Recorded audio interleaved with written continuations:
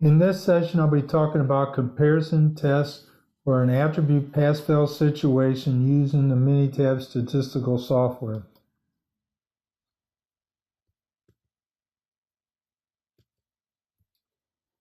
What I'll do now first is I'll load up a particular data file, example 2301.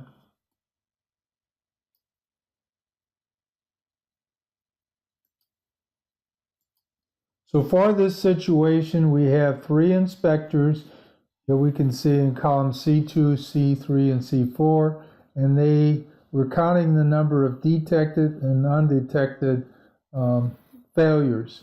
So it's somewhat of a pass-fail situation. We're seeing if they get the failure rate equivalent. So they're basically drawn from the same population, and you expect them to have the same failure rate.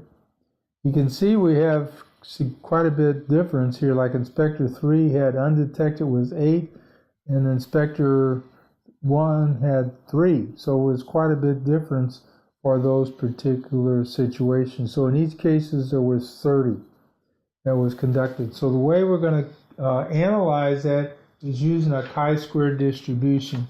So the null hypothesis is that basically the failure rate detected is the same for all 3 inspectors. The alternate is there's not. So the way we do that is we go into stat tables, come down over here, chi-squared test for association. Okay, now in our particular situation, we're going to have summarized data. And then this is going to be, I'll click on Inspector 1, hold the Shift key down here, and hit Select. And then we'll put, for rows, it would be column 1. Okay, so then we hit OK. So our table that we have for the chi-squared is shown as the detected and undetected. So we're going to have, in the model for Inspector 1, for example, we had 27 that actually occurred. Our model indicates it should be 24 and so on. And then what happens is there's a chi-squared test that's actually conducted, and the p-value that you have for this particular one is shown there, which is not less than 0.05. So even though there's quite a bit difference in the number of undetected for number 3 compared to number 1, we really couldn't see a difference. So the chi-square doesn't tell you which failure rate is different than the other one. It just makes an overall assessment. Okay, so let's look at something else now. So let's say we want to go in and have a situation where we got a certain number of failures, and this would be one of the examples in the book. This is example let's see, what number is it? Example 23.4. So you might check that out in volume 3.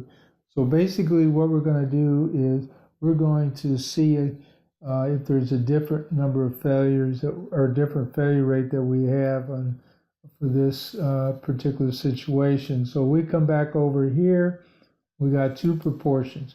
So they're going to be, we're going to have them in its own column. So sample 1, we're going to have these tables has 2 proportions that we have. Each sample is its own column. No, I didn't say that right. So we're going to have summarized data here. So first off, we're going to have the number of events that we had. So in this case here, we had 6290, and the number of trials that we had 606,000.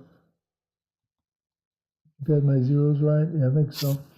And let's look at the other one that we have. So we've got a fairly large sample size here, 4661, and we had 490, 1, 2, 3. I'm trying to think.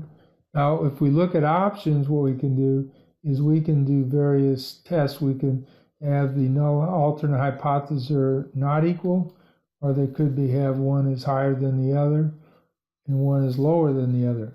We're going to stick with not equal and then hit OK. So what we've got now is we've got the descriptive statistics. So now we can look at the failure rate that we had for one, and we have a failure rate for the other. And we can also look at the difference. And since it doesn't surround zero, in this case, we believe that there's a significant difference. Test indicates what our null hypothesis is and the alternate hypothesis, which we talked about. And then the p-value is less than 0.05.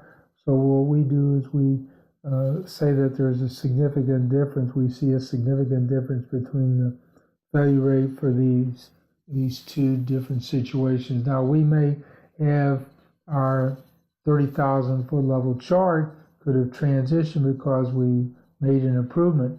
So we could go back to the raw data, and this is one way of actually determine if it's statistically significant, and also determine what the value of the probability or the confidence, excuse me, for the difference.